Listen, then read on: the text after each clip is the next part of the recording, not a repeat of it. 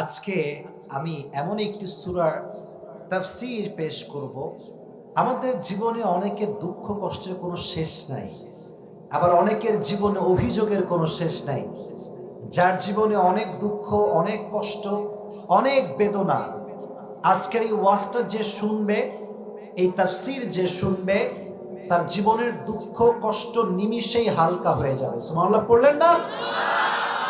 বিশেষ করে আমার বোনদের অনেক অভিযোগ থাকে জীবন নিয়ে। দেখবেন যে মেয়েরা কথায় কথায় বলে, কি জীবন পাইলাম, স্বামী ভালো না, বাপ ভালো না, মেয়ে ভালো না, অভিযোগের কোনো শেষ নাই।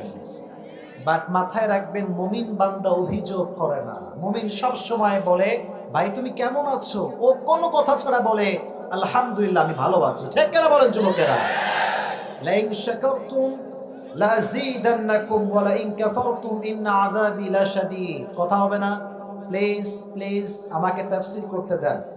প্লিজ কোনো কথা বলবেন না। আল্লাহ বলছেন যে শুকরগুজার হবে।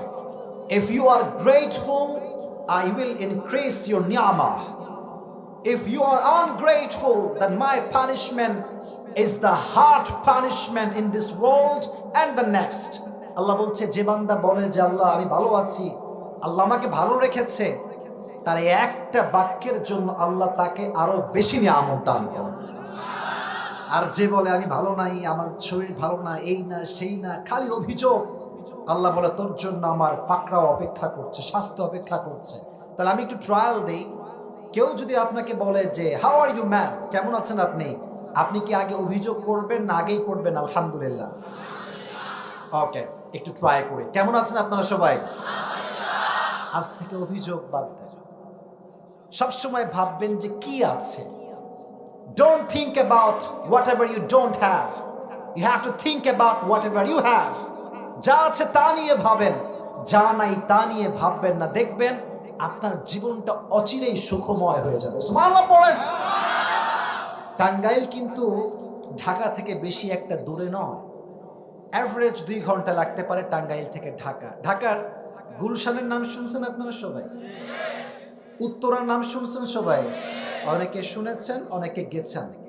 আপনি যদি রাজশাহীতে যান, আমার কথাগুলো কিন্তু আপনি শুধু ঠিক বেঠিক বলে শুনলে হবে না। আমি কিন্তু চিকন মাথা খাটায় কথাগুলো বলতেছি, লিখে লিখে রিসার্চ করে বলতেছি। আমার জীবনের বাস্তবিক অভিজ্ঞতা থেকে শিখে আমি বলছি। আপনারা থাকেন টাঙ্গাইলের ভেতরে, এখানে আপনাদের বিশ্ব রোড আছে, ওখানে 2 ঘন্টা দাঁড়া থাকবেন, দেখবেন কোনো রেঞ্জ রোভার নাই, কোনো BMW নাই। আপনি গুলশানে যাবেন, দেখবেন প্রত্যেকটা সেকেন্ডে সেকেন্ডে আপনার সামনে দিয়ে হয় BMW যাবে, না হয় রেঞ্জ রোভার যাবে। কথা ঠিক আছে না যুবক ভাইয়েরা?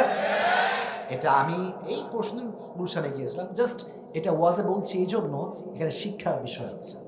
আমি আসিফের গাড়ি খুবই নর্মাল, জাস্ট প্রোগ্রামের জন্য এটাকে কিনা হয়েছে। আমি আসিফ যদি ভাবি কিরে গুলশানে এই লোকের কাছে রেঞ্জ রোভার আছে, মার্সিডিজ আছে, রোলস রয়েস আছে, আমার কাছে তো কিছুই নাই, আমি কখনো সুখী হতে পারবো না।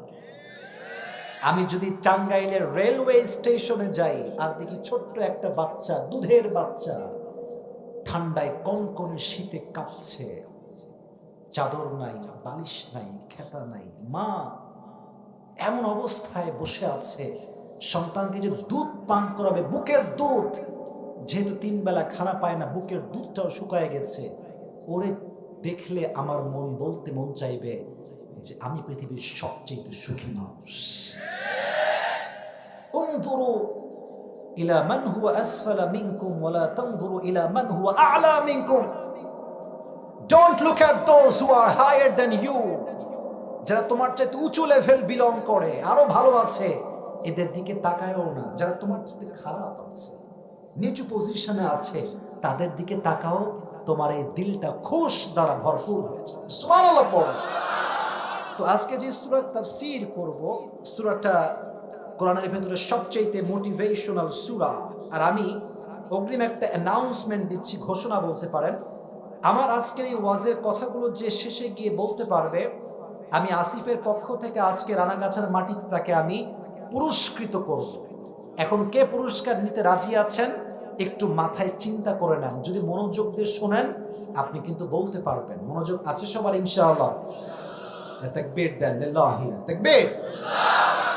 কোরআন কারীমের আজকে যে সূরা থেকে আমরা তাফসীর শুনবো, সূরাটা হচ্ছে 93তম সূরা।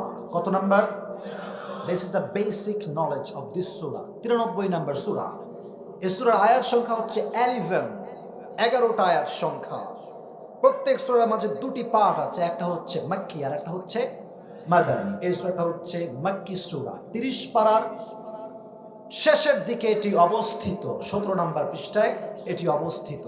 তাহলে আজকে আমাদের মূল আলোচনার যেই সূরা, এটার নাম হচ্ছে সূরাতুদ দুহা। নামটা বলেন কি? সবাইকে বলতে হবে, নামটা বলেন কি নাম?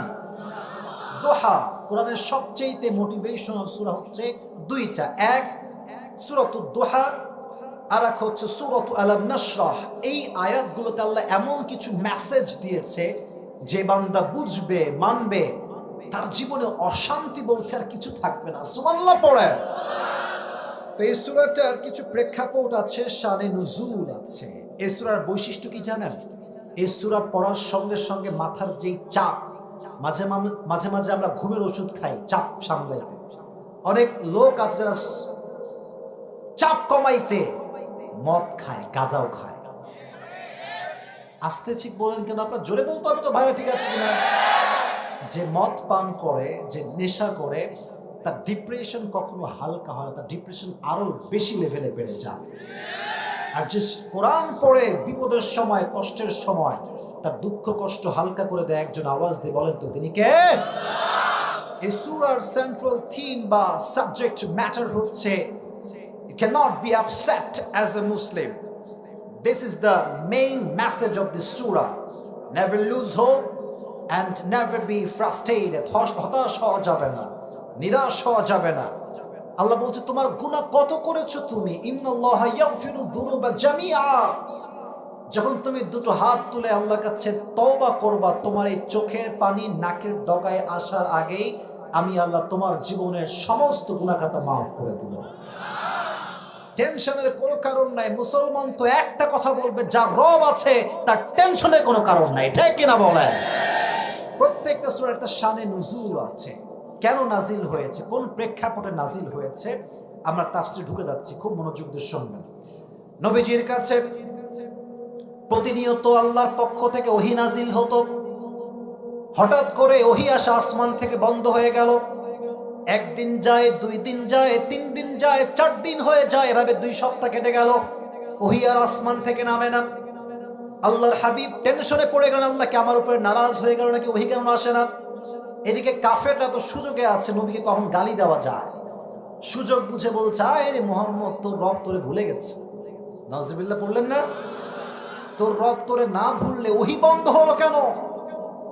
নবীজি টেনশনে পড়ে গেলেন যে আল্লাহ ওহী নাজিল হয় না কেন? And he started to miss the revelation. ওহীকে তিনি মিস করতে আরম্ভ করলেন। আর কাফেররা গালির পরে গালি দেওয়া শুরু করলো যে মুহাম্মদের রব মুহাম্মদকে ভুলে গেছে। এবার আল্লাহ তাআলা সমস্ত কাফেরদের বিরুদ্ধে আয়াত নাযিল করলেন। আল্লাহ বললেন ওয়াদুহা ওয়াল লাইলি ইযা সাজা।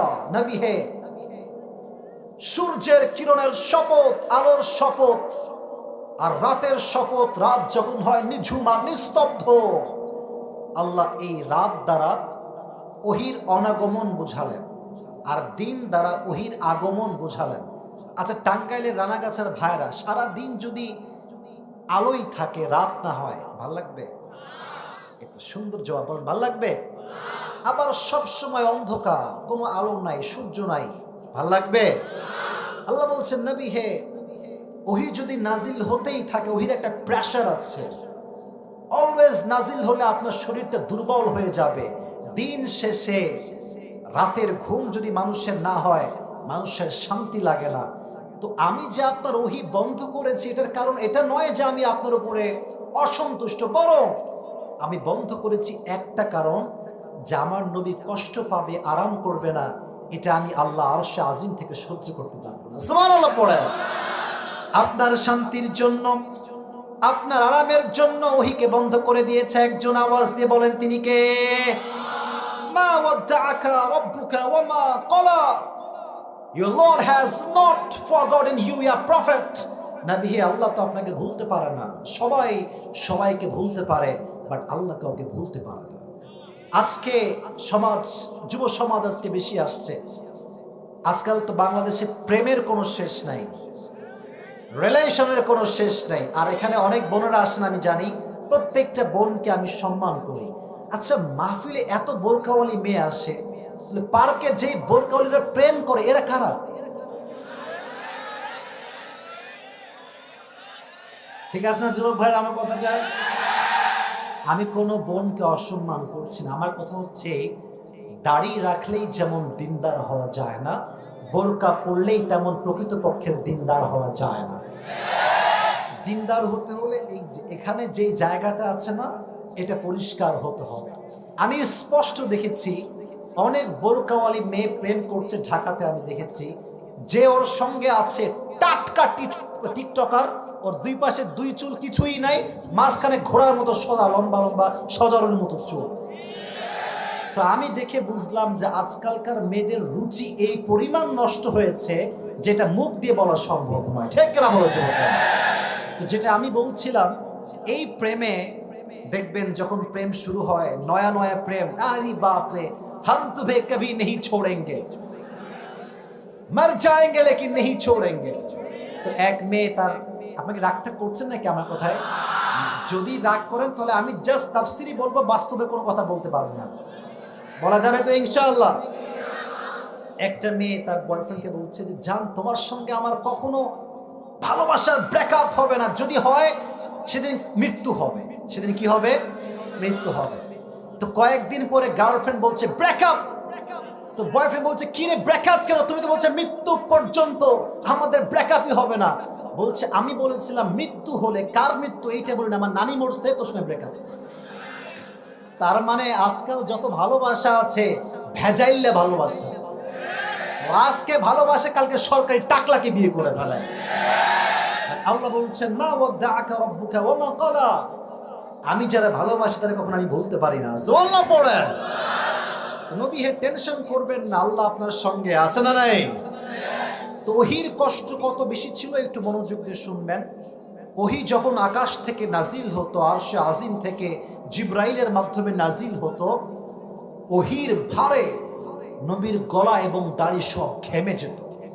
আর এক হাদিসে আসছে, ওহী যখন নাজিল হতো, আল্লাহর হাবিব যদি ঘোড়াতে থাকতেন, ঘোড়া যখন দাঁড়িয়ে থাকতো, ওহী নাজিল হলে ঘোড়ার পাটা জমিনের ভেতরে দেবে যেত। ওহীর এতটা ভার ছিল। মিথলা সালসালাতিল জারাস। আচ্ছা, স্কুলে যখন ছুটি হয় এটা কি দেয়? ঘন্টা। এই ঘন্টার ধ্বনির মতো ওহী নাজিল হতো, আওয়াজ বিকট শব্দে ওহী নাজিল হতো। মিয়া আপনি আমি তো ইসলাম পাইছি সহজে, যত কষ্ট করেছেন আমাদের প্রিয় নবী আল্লাহর হাবিব সাল্লাল্লাহু আলাইহি ওয়াসাল্লাম, সুবহানাল্লাহ পড়েন। ওহীর একটা ভার ছিল, কষ্ট ছিল। আল্লাহ বলেন, নবী এত কষ্ট আপনি সহ্য করবেন আর আল্লাহ আমি দেখবো তাকায় তাকায়, এটা হতে পারে না। আপনার কষ্টকে হালকা করার জন্য আমি আল্লাহ ওহীকে বন্ধ করেছি। সুবহানাল্লাহ পড়লেন না? তো এটা ছিল শানে নুজুল। এবার আল্লাহ বলছেন, ওয়ালাল আখিরাতু খায়রুল লাকা মিনাল উলা। ও নবী, দুনিয়ার কোনো টেনশনে আপনি চিন্তিত হবেন না। মাথায় রাখবেন, পরকালটা হচ্ছে আসল জগৎ, দুনিয়ার জগৎ কিছুই নয়। দুনিয়াতে আজ আছি, কালকে যে বেঁচে থাকবো কোনো গ্যারান্টি আমাদের কাছে আছে? কোনো গ্যারান্টি নাই। কয়েকদিন আগে আমার একজন পরিচিত মানুষ ছিল, একদম তরতাজা মানুষ। হঠাৎ করে শুনছি তিনি দুনিয়াতে আর নাই। এরকম আমাদের অনেকেই আছি আমরা, আমাদের ফ্রেন্ড ছিল, ভাই ছিল, এলাকার লোক ছিল, হঠাৎ করে এলাম যে ভাইটা নাই। এর মানে হচ্ছে দুনিয়ার জীবনে আজ আছি কাল নাই, এটাই হচ্ছে দুনিয়ার জীবন। আল্লাহ বলছেন, নবী এটা তো ক্ষণস্থায়ী জীবন, আপনি খালি আমার কাছে আসেন, আপনার কোনো সুখের শেষ থাকবে না। সুবহানাল্লাহ পড়েন। এবার আল্লাহ বলছেন, ওয়ালা সাউফা ইউতিকা রাব্বুকা ফাতারদা। নবী হে, কাফেররা আপনাকে কষ্ট দেয়, আঘাত করে, মাথায় রাখবেন। এই তোমরা আওয়াজ করছো কেন? What is this? প্রত্যেকটা যুবক এখানে কলিজার থেকে আমার ওয়াজ শুনছে, কথা ঠিক আছে যুবক ভাইরা? আমার কথাটা কোনো নয়েজ ক্রিয়েট করা যাবে না, মাথায় রাখবেন। শেষ ভালো যার, শেষ ভালো না যার, কিছুই ভালো না তার। মাথায় রাখবেন, ওয়াজ শুরু যেমন হয়েছে তেমন করে শেষ হবে। রাজি আছেন তো ইনশাআল্লাহ? আল্লাহ বলছেন নবী আপনাকে আমি এমন কিছু দিব, indeed and verily I will make you happy, আমি আপনাকে খুশি করে ফেলব। কেমন করে? আল্লাহর হাবিব দোয়া করেন, আল্লাহ ইসলামের গতি বেশি একটা ভালো না, আল্লাহুম্মা আইজ্জাল ইসলাম বিহাব্বি হাযাইনি রাজুলাইন বিআবি জিহাল ইবনে হিশাম আও বিউমর ইবনুল খাত্তাব। হে আল্লাহ তোমাকে আমি দুইটা নাম বলবো, যে কোনো একজন মানুষকে মুসলিম বানাই তুমি ইসলামের পতাকা উঠায় দাও। আল্লাহ বললেন, ও নবী চিন্তা করবেন না, আমি ওমরের জন্য ইসলামটাকে কবুল করে ফেললাম। সুবহানাল্লাহ পড়েন। এই তাহাজ্জুদ দোয়া করে নবীজি সকালবেলায় গিয়েছেন দাওয়াতের কাজ করতে। যখন দাওয়াতের কাজ করছেন নবীজি গোপনে গোপনে দেখছে সবাই যে ওমরে ফারুক তরবারি নিয়ে আঘাত করবার জন্য এগিয়ে আসছে। হামজা ইবনে আব্দুল মুত্তালিব বলল, ইয়া রাসূলুল্লাহ পালিয়ে যান, Omar will kill you very soon, সে আপনাকে মেরে ফেলবে। নবীজি বললেন, কোনো মারামারি হবে না, আমি যে তাহাজ্জুদ দোয়া করেছিলাম ওই দোয়াটা মনে হয় আল্লাহ কবুল করে ফেলেছেন। ওমরে ফারুক এসেই তরবারি ফেলে দিয়ে সঙ্গে সঙ্গে পাঠ করলো, লা ইলাহা ইল্লাল্লাহ মুহাম্মাদুর রাসূলুল্লাহ, কালেমা পাঠ করে মুসলিম হয়ে গেল। আল্লাহ বললেন, নবী আপনি টেনশন করছিলেন না ইসলাম নিয়ে, আমি আল্লাহ আপনাকে খুশি বানাই দিলাম। সুবহানাল্লাহ পড়লেন না? আর একটা হাদিস শোনায় আল্লাহ কিভাবে নবীকে খুশি করেছেন। আচ্ছা আপনারা সবাই মেরাজের কথা শুনেছেন? শুনছেন না আপনারা সবাই মেরাজের কথা? এটা কখন ঘটছে? যখন নবীজি অনেক টেনশনে ছিলেন, দুশ্চিন্তায় ছিলেন। একদিকে খাদিজা চলে গিয়েছে, আর একদিকে আবু তালেব চলে গিয়েছে। নবীজি টেনশন, শেল্টার দেওয়ার মতো কেউ নাই, সাপোর্ট দেওয়ার মতো কেউ নাই। আল্লাহ বললেন, নবী দুনিয়াতে খারাপ লাগছে, আসেন আমি আল্লাহ আপনাকে আরশে আজিমের মেহমান বানাই দিব। সুবহানাল্লাহ। এবার নবীকে আল্লাহ তাআলা আরশে আজিমে নিয়ে গেলেন, জান্নাত দেখালেন, জাহান্নাম দেখালেন, এবং 5 ওয়াক্ত নামাজের হাদিয়ার মাধ্যমে আল্লাহ নবীকে খুশি করে ফেললেন। সুবহানাল্লাহ পড়ে। দুইটা বিষয় পেলাম, এক ওমরে ফারুক ইসলাম গ্রহণ করেছেন, 2 আল্লাহ নবীকে মেরাজে নিয়ে গিয়েছেন, 3 আমরা যেই দিকে ফিরে নামাজ পড়ি এটার নামটা কি বলেন না? কি সাইড? পশ্চিম বা কিবলা। তো যখন নবীজি মক্কার থেকে মদিনায় আসলেন, আল্লাহ তাআলা কিবলাকে চেঞ্জ করে দিলেন। আচ্ছা ভাই, সারা জীবন পশ্চিমে আমরা নামাজ পড়ি, যদি পূর্ব দিক নামাজ পড়া শুরু করি মনে কি ভালো লাগবে বেশি? একটা নবীরও ভালো লাগে না। আল্লাহ আমার সব বংশ ওদিকেই ফিরেছে, আমি ওই দিকেই ছিলাম, আপনি কিবলা কেন চেঞ্জ করলেন? মনে মনে কষ্ট লাগে। প্রত্যেক দিন ফরজ সালাতের পর নবীজি আরশে আজিমের দিকে এমনি হাত তুলে তাকায় থাকেন। আল্লাহ আল্লাহ কিছু বলেন না, কিন্তু আল্লাহ আয়াত নাজিল করলেন, নবী হে আপনি টেনশন করবেন না, ফালানুওয়াল্লিয়ান্নাকা কিবলাতান তারদাহা, আপনি আগে যেই দিকে নামাজ পড়লে খুশি হতেন আমি আল্লাহ আবার সেই কিবলা আপনাকে ফিরাই দিলাম। সুবহানাল্লাহ পড়ে। নবী কষ্ট পাইছে, আল্লাহ নবীকে খুশি করেছেন। অতএব আমরা যদি কষ্ট পাই মাথায় রাখবেন, জীবনে যা হারাই গিয়েছে এটার মেসেজ হচ্ছে এরকম, যা হারাইছে এর চাইতে উত্তম বেটার অপশন আল্লাহ আপনার জন্য তৈরি করে রেখে দিয়েছে। অতএব বলবেন না হুজুর শেষ, আমার ক্যারিয়ার শেষ, জীবন শেষ না। মুমিনের জীবন যেখান থেকে শেষ হবে মুমিন সেখান থেকে আবার জীবন শুরু করবে। ঠিক না বলেন? মোটিভেশন, ওয়ালা সাউফা ইউতিকা রাব্বুকা ফাতারদা, নবী হে আমি আল্লাহ আপনার সমস্ত দুঃখ কষ্টকে হালকা করে দেব। এবার আল্লাহ তাআলা নবীকে তার নিয়ামত স্মরণ করাচ্ছেন যে কি কি নিয়ামত আমি দিয়েছি। আমি একটা বিষয় দেখতে পাচ্ছি, 2-1 লোক, মাত্র 2-3 জন লোক যারা একটু পর পর উঠে আবার বসতেছে, মানে ভয়ে উঠে যায় আবার বসে যায়।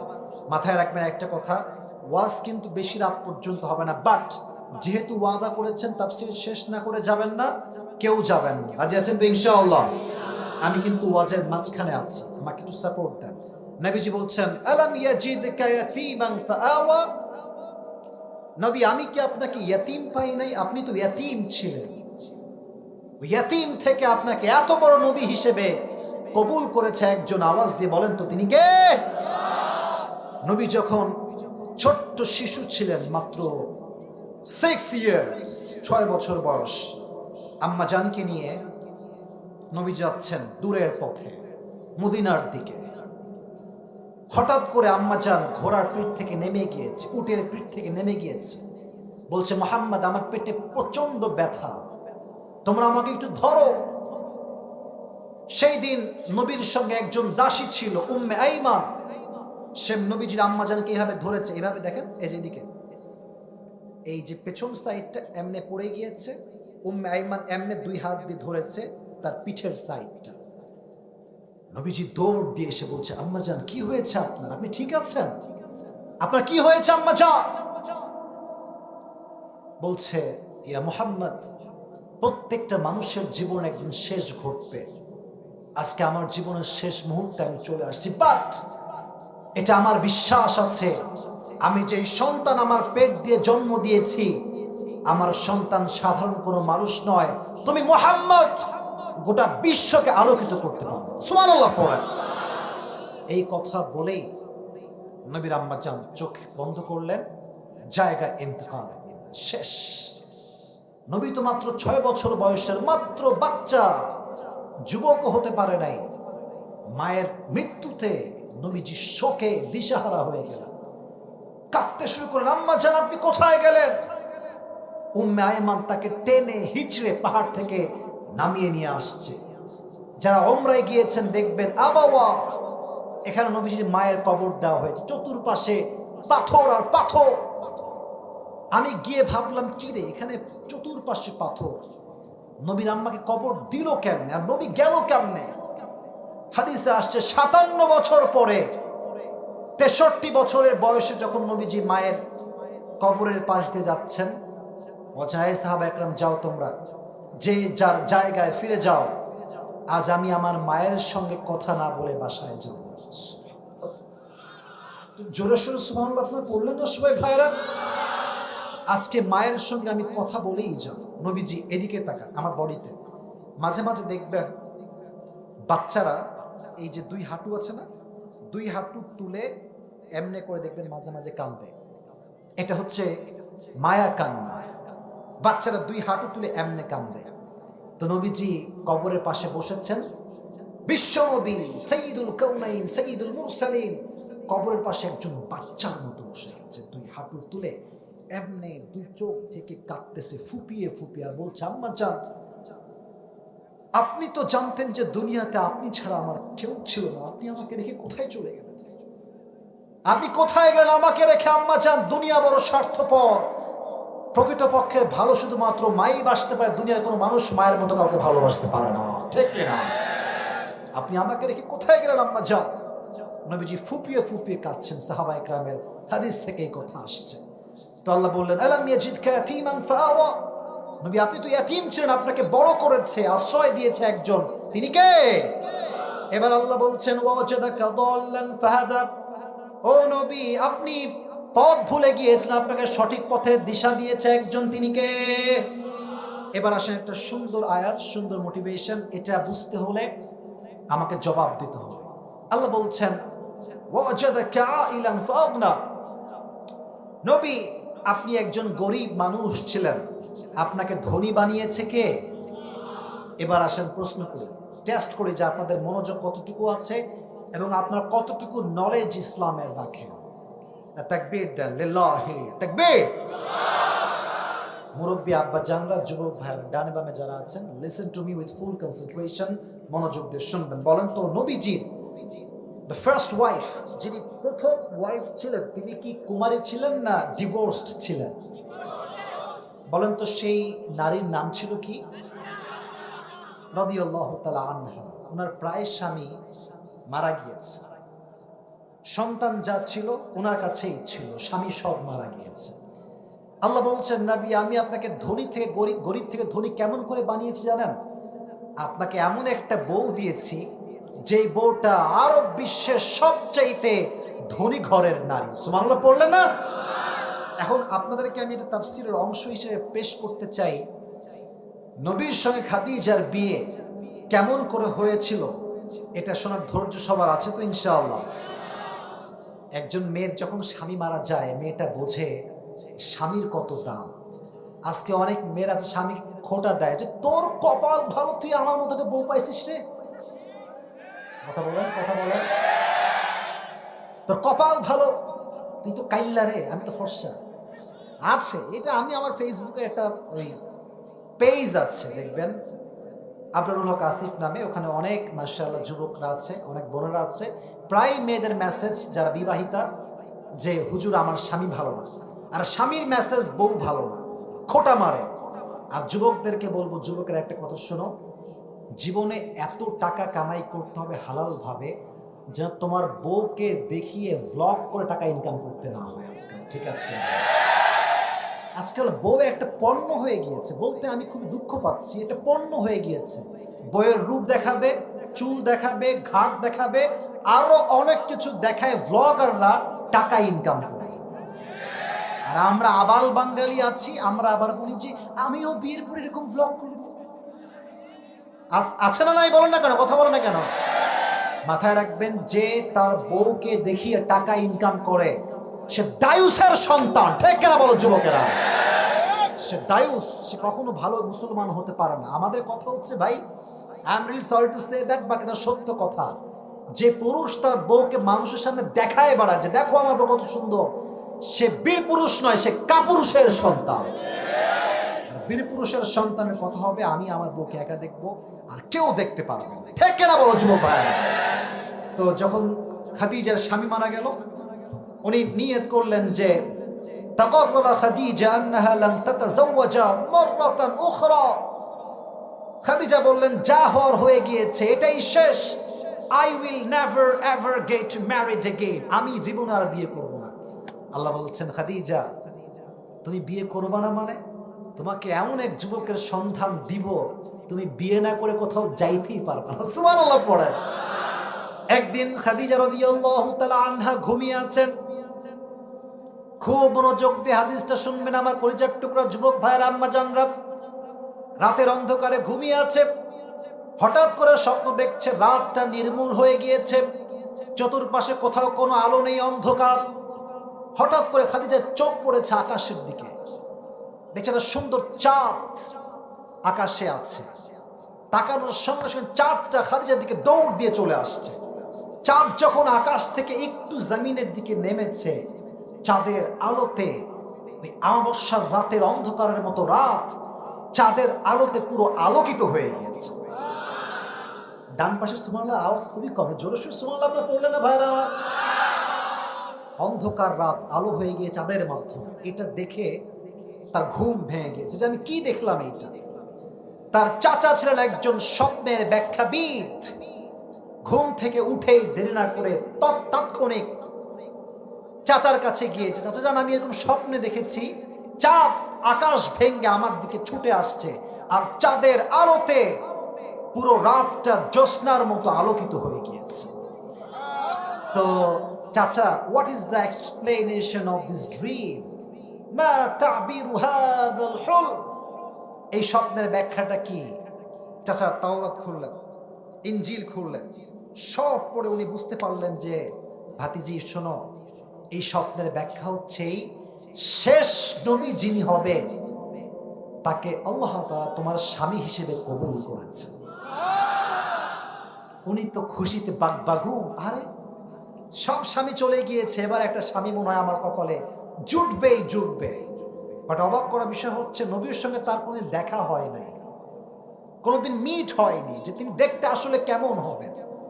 তো নবী ছিলেন মক্কার জমিনে একজন বিশাল বিশ্বস্ত ব্যবসায়ী, টাকা পয়সা কম ছিল বাট বিশ্বস্ত মানুষ ছিলেন।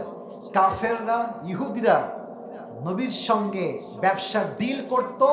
কাফেররা কাফেরকে যে পরিমাণ বিশ্বাস করত না, তার চাইতে হাজার গুণ বেশি আমার নবীকে বিশ্বাস করত। আল আমিন, trusted, the most trusted worthy personality ever in the world, সবচাইতে বিশ্বস্ত মানুষ। তো একদিন ব্যবসার ডিলিংয়ে খাদিজার কাছে নবীজি আসছেন তার ঘরে। তো ঘরে যখন খাদিজার এন্ট্রি নিয়েছেন নবীজি, পুরো ঘরটা খুশিতে বাগবাগুম হয়ে গিয়েছে। সুবহানাল্লাহ পড়েন। খাদিজার এই মনের হার্টবিটটা ধুক ধুক ধুক ধুক করতে শুরু করেছে। উনি কিন্তু শিওর না যে is he the last Messenger or not, উনি জানেন না। তো উনি তাওরাত খুললেন যে how will be the prophet look like, যে শেষ নবীর চেহারা কেমন হবে। উনি জানতে পারলেন শেষ নবী হবে সুঠাম দেহের একজন মানুষ, তার বুক হবে উঁচা, পেট হবে নিচা।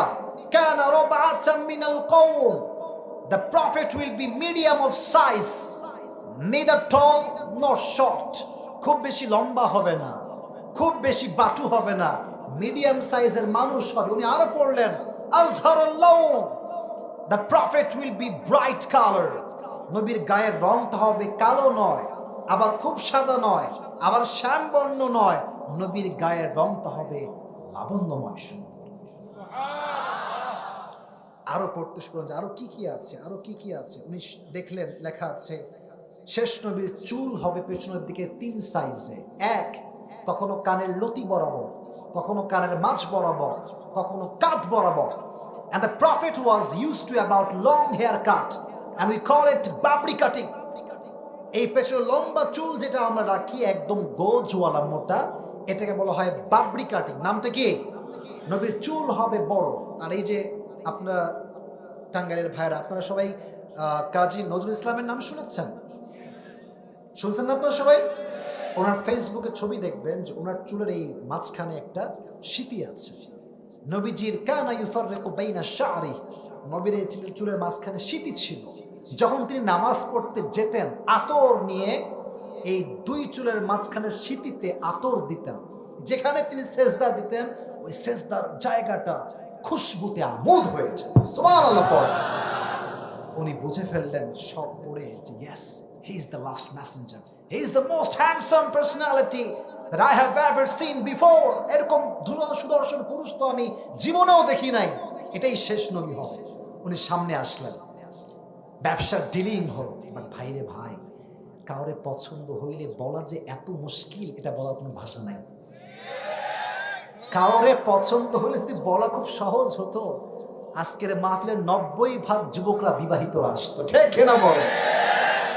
বলাও যেমন সহজ না, বিয়ে করাও তেমন সহজ না। তুমি আজকালকার আপনারা বাবারা যারা আছেন, please don't mind, this is the reality and I have to talk about the reality. বাস্তব কথা আমরা বলতে কাউকে ভয় পাই না। আসতে ঠিক বললেন কেন আপনারা? বাবারা আজকাল চরিত্রবান যুবকের চাইতে টাকাওয়ালা যুবককে বেশি প্রাধান্য দেয়। একজন যুবক মাশাআল্লাহ 5 ওয়াক্ত নামাজি, দাঁড়িয়ে আছে, very handsome guy and very religious boy, mashallah, very perfect. আসছে, আব্বা জান, I wanna marry your daughter, this is my proposal, এটা আমার পক্ষ থেকে প্রস্তাব, আপনার মেয়ের বড় ভালো লাগে। তো বাবা জান বেশিরভাগ সময় দেখবেন তারা কখনো বলে না যে বাবা তুমি কি নামাজ পড়ো, তোমার কি দাড়ি কোথায়, তোমার চরিত্র খবর কি, না। Always they ask a question and that is बेटा तुम कितने पैसे कमाते हो पहले ये बताओ। টাকা তো টাকা থাকলে আব্বা জানা টাকলার সঙ্গে বিয়ে দিতে কোনো দেরি করে না।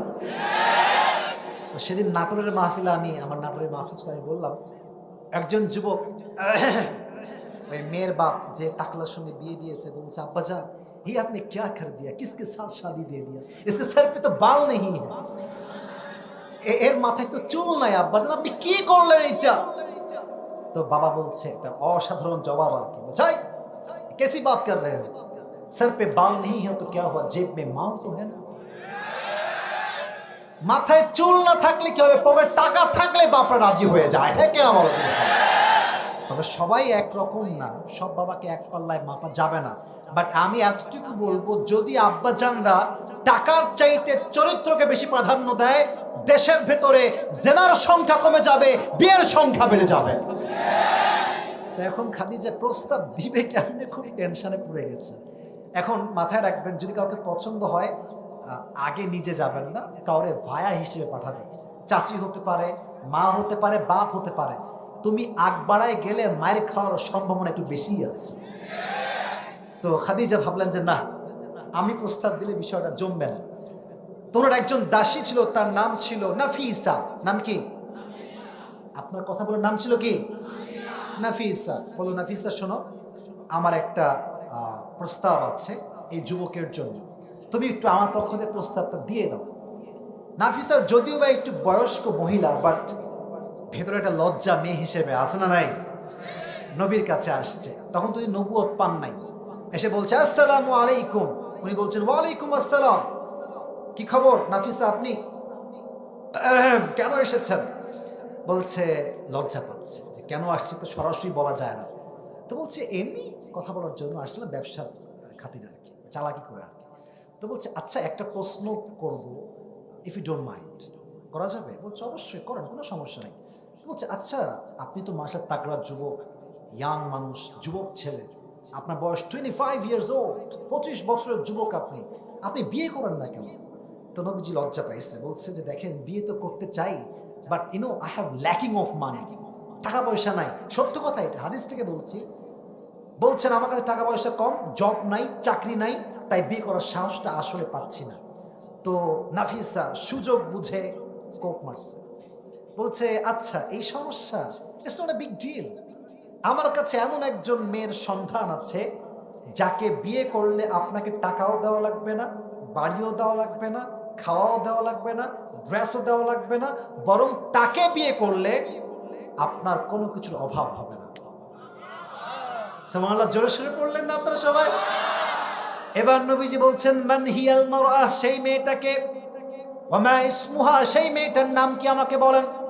নাফিসা বলছে ইয়া মুহাম্মদ ইসমুহা খাদিজা, সেই মেয়েটার নাম হলো খাদিজা রাদিয়াল্লাহু তাআলা আনহা। সুবহানাল্লাহ। তো নবীজির ব্যাপারটা হচ্ছে এরকম, নবীও প্রথম দেখাতেই খাদিজাকে পছন্দ করেছেন। সুবহানাল্লাহ পড়লেন না? তো বলছেন না ঠিক আছে, আমি রাজি আছি, বাট আমার রিলেটিভস আছে, আমার চাচা না হলে আমি বিয়েটা করতে পারবো না, চাচাকে বলতে হবে। তো চাচা আসছে, বলছে মুহাম্মদ কি হয়েছে বলো। বলছে চাচা যান, আমার পক্ষে তো এটা একা করা সম্ভব নয়, খাদিজার পক্ষ থেকে এটা বিয়ের প্রস্তাব আসছে আমার জন্য, আপনি কি রাজি আছেন? বলছে আরে তো কপালের ব্যাপার, এরকম মেয়ে তো কোথাও পাওয়া যাবে না, বিয়ে করে ফেলো, কোনো সমস্যা নাই। বিয়ের জন্য আয়োজন করা হলো। এবার আসেন সুন্দর একটা কথা, বিয়ের ক্ষেত্রে অলিমা আছে না নাই? আয়োজন হয় না বিয়ে শাদীর জন্য? একটা আয়োজন হয় না, হয় না? আয়োজন বেশি একটা করবেন, যত বড় আয়োজন করবেন, খাওয়াবেন মানুষকে, মানুষ বড় বেঈমান, পেট ভরে খাবে, ধুমাইয়া খাবে, আর যাওয়ার সময় বলবে লবণ কম হয়েছে।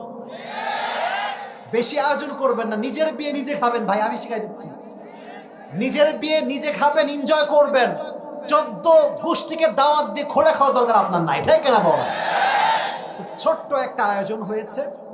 তো আবু তালেব বলছে তোমার মোহর কি দিব? আমার কাছে টাকা পয়সা খুবই একটা নাই, তোমাকে আমি 20টা উট মোহর হিসেবে দিব। কয়টা উট? তো খাদিজা বলছে ঠিক আছে দেন আমাকে, কোনো সমস্যা নাই, 20টা উটই আমি নিয়ে নিব। বিয়ে হয়ে গেল। বিয়ের পরে অলিমার একটা দরকার আছে। তো খাদিজা বললেন আমার যে 20টা উট আমি মোহর হিসেবে পেয়েছি নবীর পক্ষ থেকে, এই 20টা উট জবাই করে মেহমানদেরকে খাওয়াই দাও।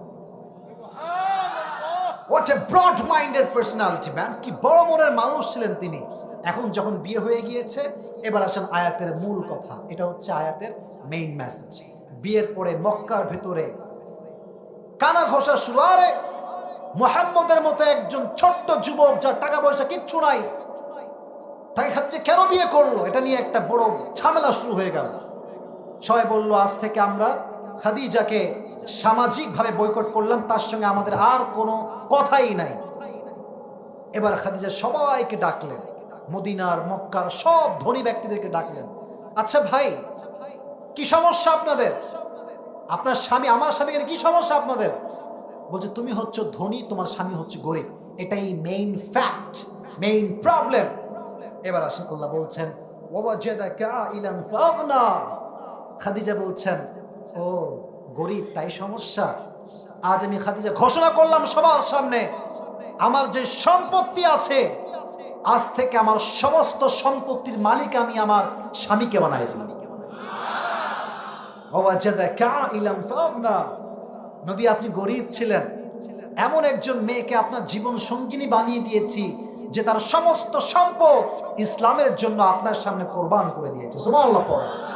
এবার আল্লাহ তাআলা নবীকে কয়েকটা নির্দেশ দিচ্ছেন, 3টা। এটা শুনে আমাদের ওয়াজ শেষের দিকে এই সাদা গেঞ্জি হয়ে যায়, ওইটা সাদা গেঞ্জি ছোট বাচ্চা বসো, এদিকে এদিকে এদিকে, কিচ্ছু হয়নি, এদিকে তাকান।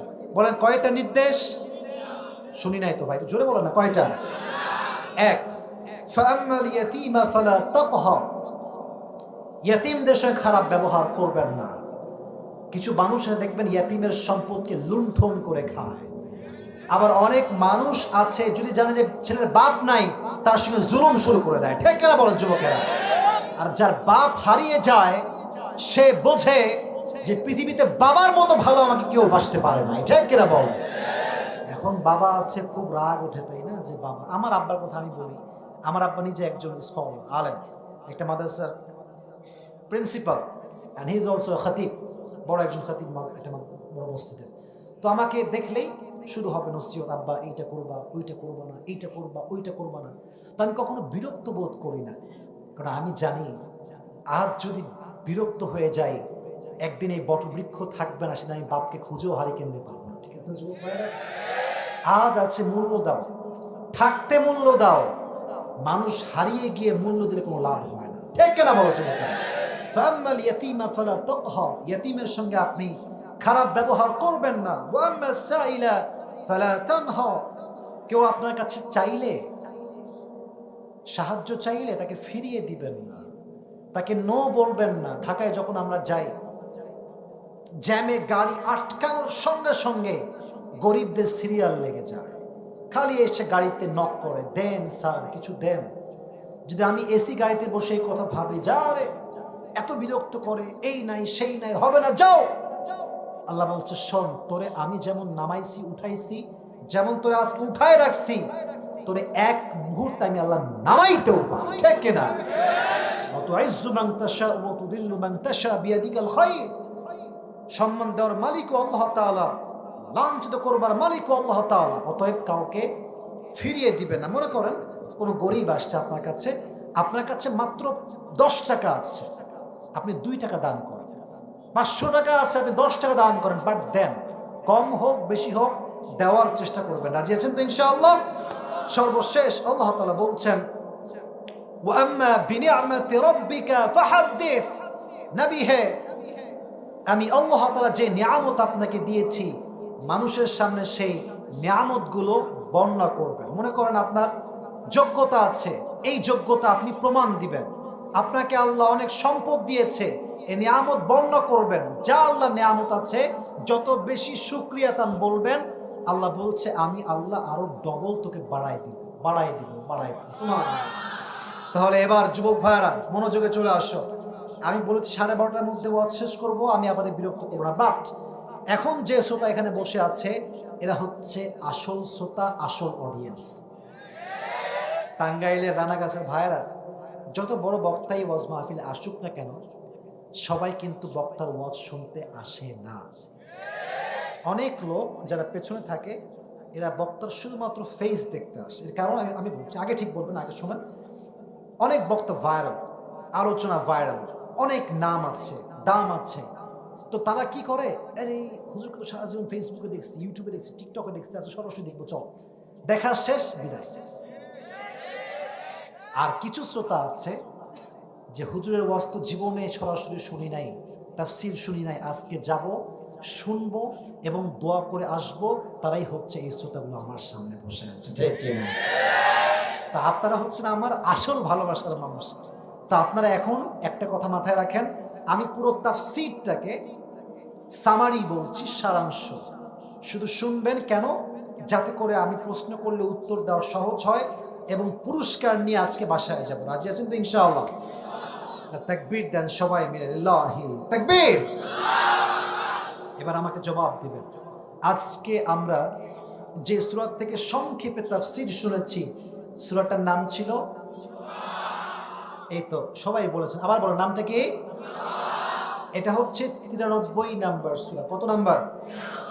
এই সূরার আয়াত সংখ্যা হচ্ছে মোট 11। কত বলেন? সাউন্ড খুব ভালো, খুব আওয়াজ সুন্দর। এটা হচ্ছে মাক্কি সূরা। কি সূরা? যেই পাড়ায় এই সূরাটা আছে, এই পাড়ার সংখ্যা কত বলেন? 30। আরো যে বলেন কত? 30। দেখেন, এই সূরাটা হচ্ছে একটা ইন্সপায়ারেশনাল সূরা, মোটিভেশনাল সূরা। যে পড়বে, যে শুনবে, যে বুঝবে, তার কষ্ট দুঃখ হালকা করে দিবে কে? বলেন না, তিনি কে? এটা হচ্ছে এই সূরার একটা বৈশিষ্ট্য। এই সূরার সেন্ট্রাল থিম বা সাবজেক্ট ম্যাটার হচ্ছে You cannot be lose hope. তুমি তোমার হতাশা রাখতে পারবা না, তুমি হতাশ হতে পারবা না। তোমাকে ভরসা রাখতে হবে একজনের উপরে, তিনি কে? وَمَن يَتَوَكَّلْ عَلَى اللَّهِ فَهُوَ حَسْبُهُ. Whoever trusts in Allah subhanahu wa ta'ala, Allah is sufficient for him. You have to trust in your Lord. Allah says in this ayah, whoever trusts in Allah subhanahu wa ta'ala, I am enough for him. যে ব্যক্তি আমাকে ভরসা করবে, আমি আল্লাহ একাই তার জন্য যথেষ্ট হয়ে যাব। জোরে সোরে সুবহানাল্লাহ পড়ুন আপনারা সবাই। তাহলে একটু ওয়াজটা মুখস্থ হিসাবে শুনবেন। এই ওয়াজের মূল বিষয়বস্তুর মেসেজটা হচ্ছে হতাশ হওয়া যাবে না, নিরাশ হওয়া যাবে না। 3 নাম্বার, এই সূরার শানে নুজুল হচ্ছে ওহী নাজিল হওয়া বন্ধ হয়ে যায়, কাফেররা তিরস্কার করতে শুরু করে, তখন আয়াতটা নাজিল করেছে কে? নবী হে। দিন শেষে রাত না আসলে যেমন ভালো লাগে না, ওহী যদি নাজিল হতেই থাকে আপনার কষ্ট হবে। আপনার কষ্টকে হালকা করবার জন্য আমি আল্লাহ তাআলা ওহীটাকে বন্ধ করেছি। সুবহানাল্লাহ পড়েন। তাহলে এটা হচ্ছে এই সূরার শানে নুজুল। এই সূরাতে আল্লাহ তাআলা নবীকে কি কি নিয়ামত দিয়েছেন তা বলেছেন। ওয়ালা সাউফা ইউতিকা রাব্বুকা ফাতারদা। নবী হে, আমি আল্লাহ আপনাকে অনেক নিয়ামত দিয়ে খুশি করেছি। এক নিয়ামত হচ্ছে যে আমি আল্লাহ তাআলা আপনাকে মেরাজের ভ্রমণ করিয়েছি। 2, আমি আপনার জন্য, ইসলামের জন্য ওমরে ফারুকের মতো একজন বীর বাহাদুর কাফেরকে মুসলিম বানিয়ে দিয়েছি। এই 2টা মেসেজ মাথায় রাখবেন, বেশি বললে কঠিন হবে। তাহলে কয়টা বিষয় থাকলো? নবীকে আল্লাহ 2টি বিষয় দিয়ে খুশি করেছেন, জাস্ট আমাকে 2টা বললেই হবে। 1, মেরাজে ভ্রমণ করিয়েছেন। 2, কাকে ইসলাম গ্রহণ করিয়েছেন? ওমরে ফারুক। এবার আসেন আল্লাহ নবীকে নিয়ামত স্মরণ করাচ্ছেন। 1, নবী ছিলেন ইয়াতীম, নবীকে বড় করেছে কে? 2, নবী পথ হারিয়েছেন, আল্লাহ নবীকে পথ দেখিয়েছেন। 3, নবী গরিব ছিলেন, তাকে ধনী বানিয়েছে কে? তাহলে 1 হচ্ছে নিয়ামত, 1 হচ্ছে আল্লাহ নবীকে ইয়াতীম থেকে বড় করেছেন। 2, নবীকে আল্লাহ তাআলা কি করেছেন? আল্লাহ বলছেন আপনি পথ ভুলে গিয়েছিলেন, আমি আল্লাহ সঠিক পথ দেখিয়েছি। 3, নবী আপনি গরিব ছিলেন, আপনাকে সম্পদ দিয়ে বড়লোক বানিয়ে দিয়েছে কে? এটা ছিল নবীর নিয়ামত 3টা। আর সর্বশেষ আল্লাহ নবীকে 3টা দিক নির্দেশনা দিয়েছেন। 1 হচ্ছে ইয়াতীমের সঙ্গে খারাপ ব্যবহার করা, বলেন না ইয়াতীমের সঙ্গে খারাপ ব্যবহার করা যাবে। 2, যদি কোনো গরিব আপনার কাছে আসে খালি হাতে, কথা বলেন, খালি হাতে ফিরিয়ে দেওয়া। আর সর্বশেষ আল্লাহ আপনাকে যে নিয়ামতগুলো দিয়েছে, আপনি নিয়ামতগুলো প্রকাশ করবেন, শুকরিয়া তান প্রকাশ করবেন, আপনার নিয়ামত আরো বেশি বাড়ায় দিবে কে? এবার একজন যুবককে চাই, যে যুবক বলবে যে হুজুর আমার মোটামুটি একটা আয়ত্ত আছে, আপনি প্রশ্ন করলে আমি উত্তর করতে পারবো। কে আছে? মাশাআল্লাহ। ওই যে দাড়িওয়ালা ভাইজান আগে হাত তুলেছে, আগে আসেন ভাই। হ্যান্ড মাইক কোথায়? হ্যান্ড মাইক, এই যে হ্যান্ড মাইক আছে, এই মাইকটা একটু দেওয়া লাগবে ওকে। মাইক ম্যান কোথায়? আসেন ভাইজান, তো মাশাআল্লাহ জুব্বা পরে হুজুর মাশাআল্লাহ, আসেন। আমি আশা করছি আপনি পারবেন ইনশাআল্লাহ। যুবক ভাইরা তাকবীর দেন সবাই, লিল্লাহি তাকবীর। এদিকে একটু এই সাইডে আসেন, বামে, যেন সবাই আপনাকে দেখতে পায়। কোনো ভয় নাই ম্যান, আমি আপনার সঙ্গে আছি, সবাই তার সঙ্গে আছে, আছে না নাই? আজকে আমরা যে ওয়াজটা শুনেছি, দেখবো ওয়াজটা শ্রোতার মাথায় কতটুকু ঢুকেছে। আমি একটা কথা বলি, যখন উনি কোনো জবাব দিয়ে দিবেন, আমি বলার আগেই আপনারা মারহাবা বলবেন, অগ্রিম একটা বলেন মারহাবা। প্রিয় ভাই সবাইকে সালাম দেন। আসসালামু আলাইকুম ওয়া রাহমাতুল্লাহি ওয়া বারাকাতুহু। মাশাআল্লাহ। ভাই আজকে আমাদের আলোচনার যে সূরা, এই সূরাটার নামটা কি? সূরাতুদ দুহা। দুহা। মারহাবা বললেন না? এটা কত নাম্বার পারায় আছে? এটা 30 নম্বর পারায় আছে। এটা কত নাম্বার সূরা? এটা হলো সূরা নাম্বার 93। জোরে সোরে মারহাবা বলেন। এই সূরার আয়াত সংখ্যা কত ভাইজান? 11। সূরাটা কি মাদানী না মাক্কি? মাক্কিয়া। মারহাবা। ব্যবসা খুবই ভালো, আজকে আমার লস হবে কনফার্ম। আচ্ছা যাই হোক, তো প্রিয় ভাই আজকে এই সূরা আমরা জেনেছি এটা সেন্ট্রাল থিম বা মূল একটা মেসেজ আছে, সাবজেক্ট ম্যাটার। এই মেসেজটা কি ছিল? হতাশ হওয়া যাবে না। মারহাবা। মুমিন হিসেবে হতাশ হওয়া যাবে না। এবার আসেন, এই সূরার 3 নাম্বার বিষয়বস্তু ছিল হচ্ছে শানে নুজুল বা প্রেক্ষাপট। এর কারণটা কি ছিল? প্রেক্ষাপটটা কি ছিল? প্রেক্ষাপট ছিল যে নবী আপনি ইতিম ছিলেন। না, প্রেক্ষাপট এটা ছিল না। কোন প্রেক্ষাপট এটা নাজিল হয়? কাফেররা, হ্যাঁ এটা একটু ওহি আসার জন্য ওহি আসা বন্ধ হয়ে গেছিল, এর জন্য কাফেররা নবীকে কটূক্তি করতেছিল।